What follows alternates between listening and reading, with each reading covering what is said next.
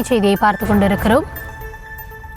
பள்ளி விழாக்களில் சாதி கட்சி ரீதியான சின்னங்களை தவிர்க்க வேண்டும் என்ற உத்தரவு பிறப்பிக்கப்பட்டிருக்கிறது. பள்ளி தலைமை ஆசிரியர்களுக்கு பள்ளி கல்வித்துறை இது தொடர்பாக எச்சரிக்கை ஒன்றை விடுத்திருக்கிறது. கிருஷ்ணகிரியில் பாமக தொண்டுடன் மாணவர்கள் நடனமாடியதை சுட்டிக்காட்டி இந்த எச்சரிக்கை விடுக்கப்பட்டிருப்பதாக கூறப்படுகிறது. இது குறித்த கூடுதல் விவரங்களுக்காக இணைகிறார் எம்முடைய செய்தியாளர் ராஜேஷ், அந்த எச்சரிக்கையில என்னென்ன குறிப்பிடப்பட்டிருக்கிறது, விரிவான விவரங்களை வழங்கலாம்.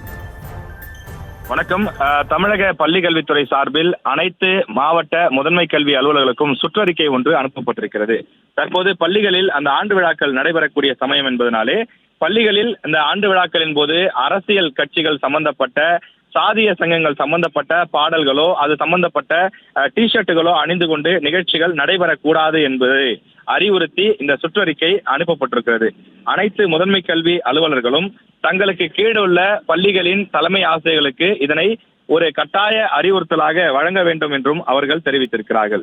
பள்ளி ஆண்டு விழாக்களில் இது போன்ற புகார்கள் தவிர்க்கப்பட வேண்டும் எனவும் இதுபோன்ற நிகழ்வுகளில் தலைமை ஆசிரியர் மற்றும் ஆசிரியர் மீது தமிழ்நாடு குடிமை பணிகள் விதியின் கீழ் நடவடிக்கை மேற்கொள்ள நேரிடும் என்பதையும் அனைத்து பள்ளிகளின் தலைமை ஆசிரியர்களுக்கு திட்டவட்டமாக தெரிவித்து சுற்றறிக்கையை அனுப்ப வேண்டும் எனவும் தெளிவுபட இதில் குறிப்பிடப்பட்டிருக்கிறது.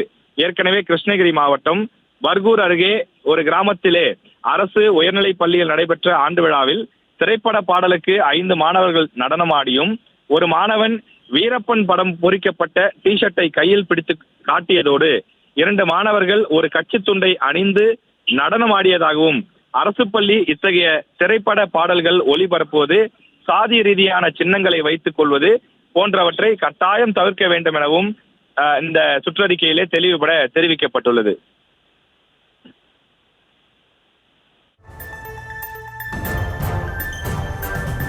விவரங்களுக்கு நன்றி ராஜேஷ்.